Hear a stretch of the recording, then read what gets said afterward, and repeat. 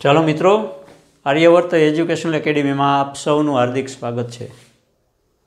ધોરણ 11ની અંદર અંગ્રેજી વિષયની અંદર ટેક્સ્ટ બુક આપણે ચાલે છે, તેની અંદર રીડ 2ની અંદર યુનિટ 2 રીડ 3ની અંદર સિક્રેટ ઓફ ધ મશીન્સ એટલે કે યંત્રોનું રહસ્ય આ નામનું એક કાવ્ય આપેલું છે। કવિએ બહુ સૂચક અને સાંકેતિક ભાષાની અંદર યંત્રોનું મહત્ત્વ પણ સમજાવ્યું છે, યંત્રોની વ્યાપકતા પણ સમજાવી છે, એનું સામર્થ્ય પણ સમજાવ્યું છે, અને આટલું બધું હોવા છતાંય અંતિમ તે માનવ જાતના બાળકો જ છે, એથી વિશેષ કાંઈ નથી। એટલે તેમના ઉપર સર્વોપરી માણસ છે તે સમજી અને બહુ જે કહેવાય ને અર્થગંભીર કાવ્ય આપણને આપવામાં આવેલું છે। તો પાઠ્યપુસ્તકની અંદર પેજ નંબર 20 પાના નંબર 20 ઉપર તમારે જે કાવ્ય આપ્યું છે તે કાઢો જોઈએ બધા વિદ્યાર્થીઓ। Read 3 the secret of the machines, યંત્રોનું રહસ્ય। લેખક કોણ છે? તો વિદેશી લેખક છે, રુડયાર્ડ કિપલિંગ કરીને લેખક છે। રુડયાર્ડ કિપલિંગ વિદેશનો જ લેખક છે, એટલે કવિતાની અંદર શબ્દો પણ થોડાક ભારેખમ વાપરેલા છે, સમજવા માટે પ્રયત્ન કરવાનો। તો પ્રત્યેક વિદ્યાર્થી પોતાની સામે પાઠ્યપુસ્તક ખુલ્લું રાખશે। પાના number 20 We were taken from the orbit and the mines. We were melted in the furnace and the pit. We were cast and wrought and hammered to design. We were cut and filed and tooled and ganged to fit. Some water, coal and oil is all we ask, and 1,000 of an inch to give us play. And now, if you will set us to our task, we will serve you 24 hours a day. We can pull and haul and push and lift and drive. We can print and plow and weave and heat and light. We can run and race and swim and fly and dive. We can see and hear and count and read and write. But remember, please, the law by which we live.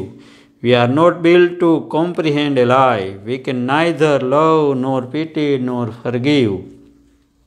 If you make a slip in handling us, you die. Though our smoke may hide the heavens from your eyes, it will vanish and the stars will shine again. Because for all our power and weight and size, we are nothing more than the children of your brain. બહુ ટૂંકું અને ટચુકડું આવી રીતનું કાવ્ય આપ્યું છે। પહેલી શરૂઆત કેવી રીતની કરી છે? વી were taken from the orbit. પહેલાં ભૂમિકા આખો સમજી લ્યો।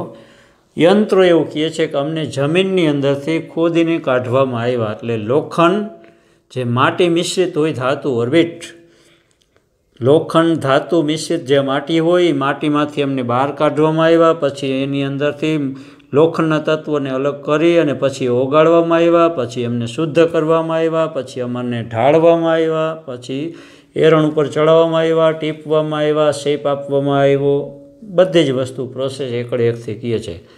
અને છેલ્લે કહે છે કે અમે એક વિશાળ કદ આવા કોમ્પ્લિકેટેડ મશીન્સ બનાવ્યા પછી અમે માત્ર 1 ઇંચ જેટલી થોડી ઘણી જગ્યા આપો એટલે અમે 24 કલાક નોકરની જેમ અમે તમારું કામ કરતા રહીશું। 24 કલાક નોકરની જેમ કામ કરતા રહીશું, રાત દિવસ વર્ષોના વર્ષો સુધી કામ કરી રાખીએ। અમારીમાં દયા નથી, કરુણા નથી, પ્રેમ નથી, એ વસ્તુ અમે સમજી શકતા નથી। તેથી અમારી સાથે જ્યારે તમારે ડીલિંગ કરવાનું થાય ત્યારે એક વસ્તુ યાદ રાખવાની કે પ્રેમ કરુણા છે નહીં, અમારા રસ્તામાં જે કોઈ આવશે એને અમે ખતમ કરી નાખશું, પતાવી દઈશું।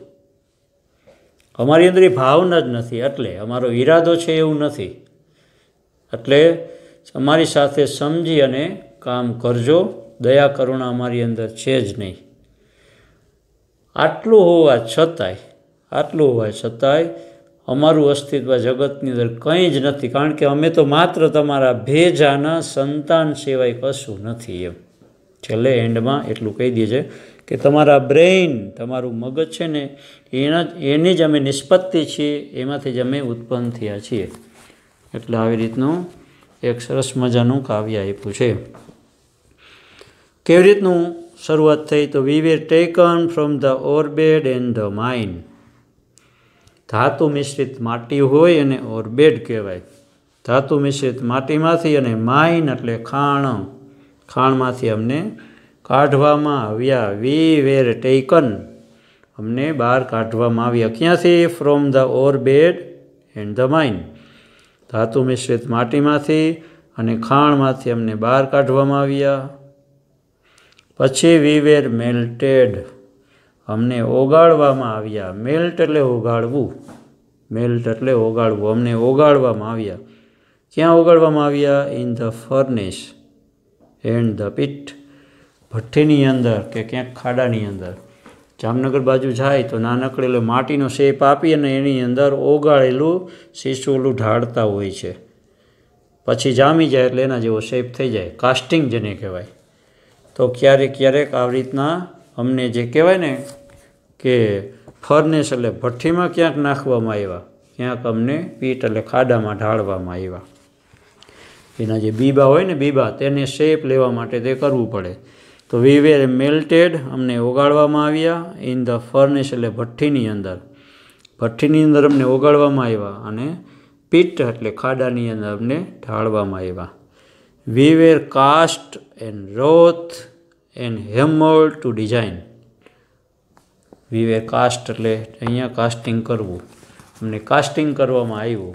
એટલે કોઈ પણ આકારની અંદર એ નાખી અને જમાવવું, ઢાળવું, એને કહેવાય કાસ્ટિંગ.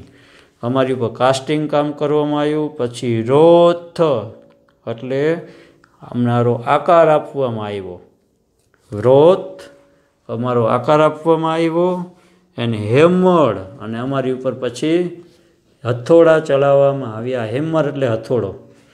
એટલે અમને ઢાળવામાં આવ્યા, અમારો આકાર આપવામાં આવ્યો. અને રોથ આકાર આપવામાં આવ્યો. અને હેમર ટુ ડિઝાઇન, અને ડિઝાઇન કરવા માટે હથોડા ચલાવવામાં આવ્યા. હજી યંત્ર તૈયાર નથી થયા. ફરીથી રિવિઝન કરી લઈએ. અમને ધરતીના પેટાળમાંથી એટલે કે ધાતુ મિશ્રિત માટીમાંથી બહાર કાઢવામાં આવ્યા. અને પછી ક્યાંક ક્યાંક ખાણોમાંથી બહાર કાઢવામાં, કારણ કે ખાણની અંદર કંઈ લોખંડની પ્લેટો સીધી ન નીકળે. ધાતુ મિશ્રિત માટી હોય એની આખી પ્રોસેસ થાય રિફાઇનરીની અંદર. તો એમાં માઇન્સ અથવા ઓર્બિટ, ખાણમાંથી કે ધાતુ મિશ્રિત માટીમાંથી અમને બહાર કાઢવામાં આવ્યા. પછી સીધુંથી ઓગાળવામાં આવ્યા. મેલ્ટ એટલે ઓગાળવું. ઓગાળી અને વધારાનો પદાર્થ નીકળી જાય એટલે શુદ્ધિકરણ કરવામાં આવ્યું. અને ત્યાર પછી ફર્નેસ એટલે કોઈ ભઠ્ઠીની અંદર નાખવામાં આવ્યા. ભઠ્ઠીની અંદર તપાવે એટલે વધારાનો રગડો કચરો નીકળી જાય. અને પછી અમને ક્યાંક પીટ એટલે ખાડાની અંદર ઢાળવામાં આવ્યા. We were cast and Roth, casting કરવામાં આવ્યું અમારું. અને પછી એક આકાર આપવામાં આવ્યો.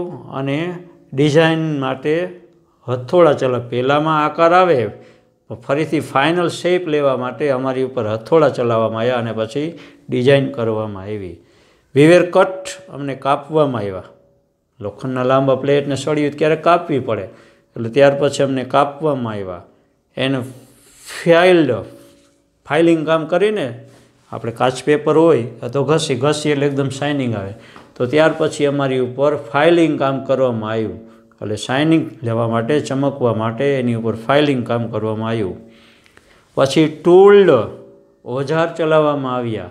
ટૂલ્ડ ઓજાર ચલાવવામાં આવ્યા. એને ગેંગડ ટુ ફિટ, અને ફિટ કરવા માટે અમને ગેંગ એટલે જોડવું. આપણે કહીએ ને આ ગેંગનો માણસ, ગેંગ એટલે આખું બધી ટુકડી. ગેંગડ ટુ ફિટ કરવા માટે અમને જોડવામાં આવ્યા. ત્યાર પછી અમને જોડવામાં, વી વેર ગેંગડ ટુ ફિટ. પછી શું માગે છે? અહીંયા સુધી યંત્રો તૈયાર થઈ ગયા, બરાબર. માટીમાંથી કાઢવામાં આવ્યા, શુદ્ધ કરવામાં આવ્યા, ઘડવામાં આવ્યા, ટીપવામાં આવ્યા, ફિટ કરવામાં આવ્યા. આટલું બધું કર્યા પછી એને કાપવામાં આવ્યા, ફાઇલિંગ કામ કરવામાં આવ્યું, ચમક આવી, યંત્રો થઈ ગયા તૈયાર. હવે એને થોડો ખોરાક જોઈએ એટલે સમ વોટર, અમે શું માગીએ છીએ? સમ વોટર એટલે અમને થોડુંક પાણી આપો, કોલ એટલે કોલસો આપો, એન્ડ ઓઇલ, ઓઇલ એટલે થોડુંક ઓઇલ ચલાવવા માટે જોઈએ ને, ઓઇલ પાણી પેટ્રોલ જે હોય તે, એટલે અમને થોડુંક પાણી આપો, કોલસો આપો અને ઓઇલ એટલે ઓઇલ. ઓલ વી આસ્કનો અર્થ લેવાનો અમે માત્ર એટલી જ વસ્તુ માગીએ છીએ, અમારે એટલી જ વસ્તુ જોઈએ, બીજું કાંઈ જોઈએ નહીં એમ. એને કાંઈ ઘી કે દૂધ કે માખણ કે બ્રેડ, સેન્ડવિચ, પીઝા એવું ન જોઈએ. એને તો શું કીધું? ઓઇલ, પાણી અને કોલસો, બસ. And 1,000 of an each to give us play. અને અમને ચલાવવા માટે, પ્લે એટલે અહીંયા રમવું નહીં, પ્લે એટલે ચલાવવા માટે અમને 1 ઇંચની 1000માં ભાગની જગ્યા જોઈએ. આમ જોવા જાય તો કાંઈ ન થાય નથી. 1 ઇંચની 1000માં ભાગની જગ્યા એટલે એવા અર્થમાં નહીં, થોડો કવિતાની અંદર અર્થ તમારે ખેંચીને લેવો પડે. સમજી લો કે આખા આ હોલની અંદર અથવા આખા ગ્રાઉન્ડની અંદર મશીનરી ફિટ છે પણ બંધ પડી છે.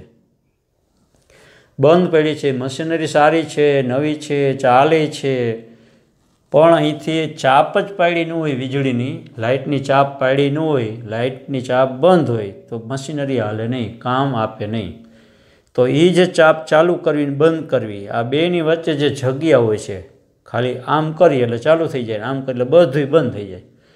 તો એ અર્થમાં ઇંચના 1000માં ભાગની જગ્યા આપો, એટલે આવા અર્થમાં. હવે તો જો કે સેન્સર આવી ગયું એટલે 1000માં ભાગની શું, લાખમાં ભાગની જગ્યાએ માન જોઈએ ચાલુ કરવા માટે ને બંધ કરવા માટે. રિમોટ સિસ્ટમ આવી ગઈ એટલે એની અંદર એટલી જગ્યા પણ ન જોઈએ. પણ એ એવા અર્થમાં કહેવા માગતે છે કે અમને 1000માં ભાગની, 1 ઇંચના 1000માં ભાગની જગ્યા આપી દો, થોડુંક પાણી આપો, કોલસો આપો, ઓઇલ આપો. એન્ડ નાવ, અને હવે if you will set us to our task, અને જો હવે તમે અમને અમારા કામે લગાડશો, if you will set us to our task, અમારા જો કામે લગાડશો તો we will serve you 420 hours a day, એક દિવસના 24 કલાક અમે તમારી સેવા કરશું. વી વિલ સર્વ, સેવા કરશું, 420 hours a day, એક દિવસના 24 કલાક અમે તમારી સેવા કરતા રહીશું. We can pull and haul and push and lift and drive, અમે આ બધું કરી શકીએ.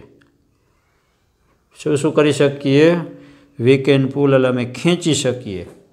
વી કેન હોલ, હોલનો અર્થ સામે આપ્યો છે ડ્રેગ એટલે ઢસડીને લઈ જવું.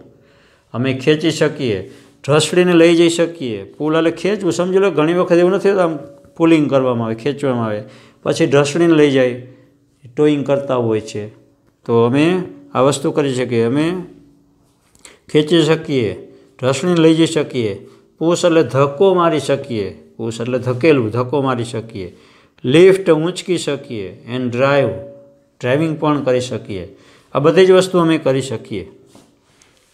We can print and plough and weave and heat and light. શું શું કરી શકીએ? વી કેન પ્રિન્ટ, અમે પ્રિન્ટિંગ કામ કરી શકીએ. મોટા મોટા ઓજારની અંદર, પ્રિન્ટિંગ મશીનની અંદર મશીનરી ચાલતી હોય છે, તો એ બધાને ઉદ્દેશ્યને કહે છે. અને બધી જ ટેકનોલોજીનો ઉલ્લેખ આમાં કવિતામાં કરવાનો ન હોય, કરી પણ શકે નહીં. એટલે મોટી મોટી વસ્તુનું ઉદ્દેશ્ય કહી અને આપણને સમજાવવા પ્રયત્ન કરે છે કે આ બધું અમે કરીએ છીએ. વી કેન પ્રિન્ટ, પ્લાવ એટલે ખેતરની અંદર હળ ચલાવવું, હળ પણ ચલાવી શકીએ, પ્રિન્ટિંગ પણ કરી શકીએ. વીવ એટલે ગૂંથવું કે વણવું, અમે વિવિંગ કામ પણ કરી શકીએ, ગૂંથી શકીએ. એન્ડ હીટ એન્ડ લાઇટ, ગરમી પણ ઉત્પન્ન કરી શકીએ અને પ્રકાશ પણ આપી શકીએ. તમે હીટરની અંદર જોવા જાઓ, અમદાવાદની અંદર ઇન્ડક્ટોથર્મ કરીને ફેક્ટરી છે, તો 1500-1800 ટેમ્પરેચર લોખંડનો જે રસ છે, મોટી મોટી પ્લેટું ભંગાર નાખે ને આ બાજુ જેમ પાણીનો ધોધ છૂટે એવી રીતે લોખંડના રસનો જે કહેવાય ને કે ધોધ છૂટતો હોય, એટલું બધું ગરમ થાય ને ઓગળી જાય. એટલે અહીંયા કહે ને કે હીટ એટલે અમે ગરમી પણ આપી શકીએ, લાઇટ એટલે પ્રકાશ પણ આપી શકીએ. આ બધી જ વસ્તુ યંત્રો કરે છે, માણસ થોડા કરી શકે છે. લોખંડ ઓગાળવાનું કામ તો છેલ્લે યંત્રો જ કરે છે ને. તો અમે આટલી વસ્તુ કરી શકીએ. We can print and plough and weave and heat and light, અમે છાપી શકીએ, હળ ચલાવી શકીએ, ગૂંથી શકીએ, અથવા તો વીવનો અર્થ વણી શકીએ, ગરમી ઉત્પન્ન કરી શકીએ, પ્રકાશ પણ આપી શકીએ. વી કેન રન, દોડી શકીએ. વાહનો બધા એ જ છે ને, યંત્રો જ છે. વી કેન રન, રેસ હરીફાઈ કરી શકીએ. રેસનું માણસ ડ્રાઇવિંગ કરે છે, બાકી તો મૂળ તો એની ઉપર જ બેઠો હોય ને. એટલે અમે દોડી શકીએ, હરીફાઈ કરી શકીએ, સ્વિમ તરી શકીએ, એન્ડ ફ્લાય ઉડી શકીએ, પ્લેન, એરક્રાફ્ટ, આ બધી જ વસ્તુ. યંત્રો વિના માણસ, જો ખાલી વિચાર કરો કે યંત્રો બિલકુલ હોય જ નહીં ને માણસ એકલો હોય તો શું કરી શકીએ? માણસ એકલો શું કરી શકે? કાંઈ જ ન કરી શકે ને. શું કરી શકે? બસ નહીં, 4 વ્હીલ ગાડી નહીં, પ્લેન નહીં, ટ્રેન નહીં, જહાજ નહીં, કાંઈ નહીં. ફક્ત 5 ફૂટનો માણસ શું કરી શકે? કશું ન કરી શકે. ટ્રેક્ટરે નહીં, કાંઈ હોય નહીં. યંત્રો એક બાદ કરી લે શું વધે? કાંઈ નહીં. એટલે યંત્રો કહે છે કે આ બધું અમે કરીએ છીએ, કરી શકીએ છીએ. We can run and race and swim and fly and drive. અમે દોડી શકીએ, હરીફાઈ કરી શકીએ, તરી શકીએ, ઉડી શકીએ અને ડાઈવ, અહીંયા ડ્રાઈવનું કદાચ હંકારી શકીએ એ અર્થમાં છે, હંકારી શકીએ. વી કેન સી, અમે જોઈ શકીએ, હિયર સાંભળી શકીએ, કાઉન્ટ ગણતરી કરી શકીએ, રીડ વાંચી શકીએ અને રાઇટ. હકીકતમાં એ કરી શકે, યંત્રો એ કરી શકે. વી કેન સી, અમે જોઈ શકીએ, હિયર સાંભળી શકીએ, કાઉન્ટ ગણતરી કરી શકીએ. સી એટલે જોવું એટલે શું? તો તે અર્થમાં યંત્રો પોતે કાંઈને જોવાની ઈચ્છા ન હોય, જીવ જ નથી તો ક્યાં સેન્સિટિવિટી જ નથી, સંવેદના જ નથી. પણ સમજાવવા માટે કહે છે કે માણસની જ્યાં મર્યાદા પૂરી થાય ત્યાંથી એ જે છે એ બધી જ વસ્તુ અમે કરીએ છીએ. એટલે અમે જોઈ શકીએ, સાંભળી પણ શકીએ, કાઉન્ટ ગણતરી પણ કરી શકીએ, રીડ એટલે વાંચી શકીએ અને રાઇટ લખી પણ શકીએ. એટલે યંત્રોની મદદથી જ આપણે લખતા હોય, વાંચતા હોય, એ પણ એના મદદથી જ વાંચી શકીએ. બટ રિમેમ્બર, પણ યાદ રાખો, અહીંથી વોર્નિંગની ભાષા આવી ગઈ. આટલું બધું અમે કરી શકીએ, આ બધી જ વસ્તુ કરી શકીએ, પણ યાદ રાખો, બટ રિમેમ્બર પ્લીઝ, મહેરબાની કરીને યાદ રાખો, the law by which we live, જે કાનૂનથી અમે જીવીએ છીએ, અમારું અસ્તિત્વ ટકી રહ્યું છે, તે લો એટલે કાનૂન, કાયદો, તે તમે યાદ રાખો. Law by which we live, જે કાનૂનથી અમારું અસ્તિત્વ છે તેને યાદ રાખો. We are not built to comprehend a lie, ખોટી વસ્તુ સમજવા માટે અમારું નિર્માણ થયું નથી, ખોટી વસ્તુ અમે સમજી શકતા નથી. વી આર નોટ બિલ્ટ એટલે નિર્માણ થવું, બાંધવું, અહીંયા સર્જન કરવું. અમારું સર્જન જૂઠાણાના માટે થયું જ નથી. We are not built to comprehend a lie, ચોથી વસ્તુ અમે સમજી શકતા નથી. We can neither love nor pity nor forgive, યંત્રોની આ મર્યાદા છે. આ શબ્દ આ ફકરાથી રજૂઆત કરે છે કવિ કે અમે ખોટી જે વસ્તુ છે એ ખોટી વસ્તુને અમે સમજવા માટે અમારું નિર્માણ નથી થયું. વી કેન નાઇધર લવ, અમે પ્રેમ પણ કરી શકીએ નહીં, નોર પીટી, દયા પણ રાખી શકીએ નહીં, અને નોટ ફોરગીવ, અમે કોઈને માફી પણ આપી શકીએ નહીં. માફ પણ ન કરી શકીએ, પ્રેમ પણ ન કરી શકીએ, ને નફરત પણ ન કરી શકીએ. એ સંવેદના જ નથી, અમારી અંદર ભાવ શૂન્યતા છે. If you make a slip in handling us you die, શું કહે છે? અમને હેન્ડલિંગ કરતી વખતે, અમને ચલાવતી વખતે જો તમે એક પણ ભૂલ ખાઈ જાઓ, યંત્રો એવું ન વિચારે કે આ આટલી મોટી કિંમતે આ છગનભાઈ મને લઈ આવ્યા અને 30 વર્ષથી આની ફેક્ટરીમાં હું કામ આપું છું, તો એક વખત છગનભાઈની ભૂલ થઈ, પટ્ટામાં હાથ આવ્યો તો આપણે એકવાર જવા દઈએ, એનો હાથ ન કાપી નાખી, એ કાંઈ આવે જ નહીં. એ ગમે તે હોય તો કાપી નાખે. 30 નહીં, 60 વર્ષનો જૂનો માણસ હોય, પોતે જ ખર્ચો કરીને લાવ્યા હોય તો પણ એ જો ભૂલ કરે તો એ તરત એની સજા એને મળી જ જાય. એક અંગ્રેજીમાં કહેવત છે, there is no forgiveness for the broken law, કુદરતના જે કાનૂન છે એને જો ભંગ કરશો એના માટે માફી છે જ નહીં, ક્ષમા છે જ નહીં. યંત્રો કે એ વસ્તુ અમે સમજી જ શકતા નથી. We can neither love nor pity nor forgive, અમે પ્રેમ, દયા કે ક્ષમા જાણતા નથી. If you make a slip in handling us, અમારી સાથે હેન્ડલિંગ કરવામાં જો તમે ભૂલ કરશો તો યુ ડાય, મરી જશો, ચેતવણી આપી દીધી. Though our smoke may hide the heavens from your eyes, અહીંયા જે કવિતા છે એ આખી આપેલી નથી, કટ કરી નાખ્યા છે ફકરા. ફકરા કટ કરી નાખ્યા છે. આખી કવિતા વાંચવી તો વિંગેડ વર્ડ કરીને છે, વિંગેડ વર્ડ કરીને એની અંદર તમને આખું જોવા મળશે. જો કે અમારું ધુમાણું કદાચ છુપાઈ જાય અને સ્વર્ગને તમારી આંખોથી છુપાવી લઈએ, મતલબ એટલો બધો ધુમાણો હોય, એટલો બધો ધુમાણો હોય. જો કે અવર સ્મોક, અમારો ધુમાડો, મે એટલે કદાચ, hide the heavens from your eyes, તમારા આંખની સામેથી હેવન્સ એટલે સ્વર્ગને કદાચ દાટી દઈએ, દેખાતું બંધ કરી દઈએ. ઇટ વિલ વેનિશ, એ થોડા સમયમાં ધુમાડો તો ઉડી જશે, એ છટી જશે, ધુમાડો તો અલોપ થઈ જશે. ઇટ વિલ વેનિશ, વેનિશ એટલે નાશ થવું, અદૃશ્ય થઈ જવું. ધુમાડો નાશ પામી જશે અને ફરીથી તારાઓ ચમકી ઉઠશે. સ્ટાર વિલ શાઇન અગેઇન, ફરીથી તારાઓ ચમકી ઉઠશે. Because for all our power and weight and size, તે કારણે, ફોર ઓલ અવર પાવર, અમારી બધી શક્તિ, અમારા સામર્થ્યને કારણે, વેઇટ એટલે વજનને કારણે, સાઇઝ એટલે કદના કારણે, અમારી તમામ શક્તિના કારણે, વજનના કારણે કે કદના કારણે, આમાં બધું હોય ભલે, કદાચ તમારા આંખ સામેથી સ્વર્ગને પણ અમે ઝૂંટવી લઈએ, પણ એ ધુમાડો અદૃશ્ય થઈ જશે, ફરીથી તારાઓ ચમકી ઉઠશે, આકાશ રંગીલું દેખાશે. પણ અમારી પાસે આ બધી શક્તિ છે, વજન છે, કદ છે, તો પણ we are nothing more than the children of your brain, અમે કશું નથી. વી આર નથિંગ, કોના કરતાં વધારે વિશેષ કશું નથી. More than the children of your brain, તમારા મગજના જે સંતાનો છે, ભેજાના જે સંતાનો છે, એટલે માણસના મનના જે વિચારો છે એ વિચારોથી જરાય વિશેષ અમે કાંઈ છીએ નહીં. ગમે એવા મોટા યંત્ર હોય, ભલે એક સાથે ચેમ્બરની અંદર હજારોને મારી નાખે, બરાબર, દયા નથી, કરુણા નથી. આટલું બધું હોવા છતાં, આટલી બધી સ્પીડ હોવા છતાં, પ્લેન, ટ્રેન, જહાજ, બધું હોવા છતાં, we are nothing more than the children of your brain, તમારા મગજના જે સંતાનો છે, બાળકો છે, એના કરતાં વિશેષ અમે કશું નથી. ત્યાં છેલ્લી લીટીની અંદર યંત્ર પોતાની મર્યાદા સમજાવી દે છે કે આથી વિશેષ અમે કશું નથી. તો આજે હોમવર્કની અંદર તમારે આ જે કાવ્ય છે એ કાવ્યનું ભાષાંતર, આજના કાવ્યનું ભાષાંતર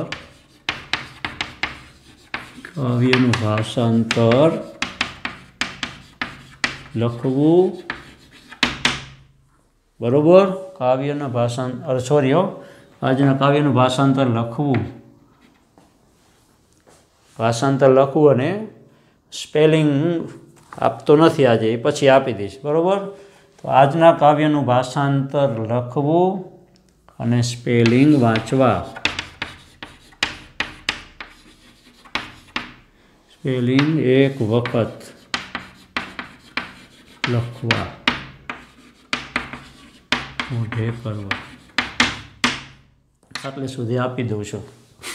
સ્પેલિંગ એક વખત લખવા, મોઢે કરવા અને કાવ્યનું ભાષાંતર લખવું. તમને સમય પણ પૂરતો મળશે, બુધવારે રજા છે એટલે, બરાબર. તો આજે અહીંયા અટકાવીએ છીએ. અસ્તુ. જય હિન્દ, જય ભારત. આવતા વખતે આગળ છે શું છે તે આપણે જોશું. નમસ્તે.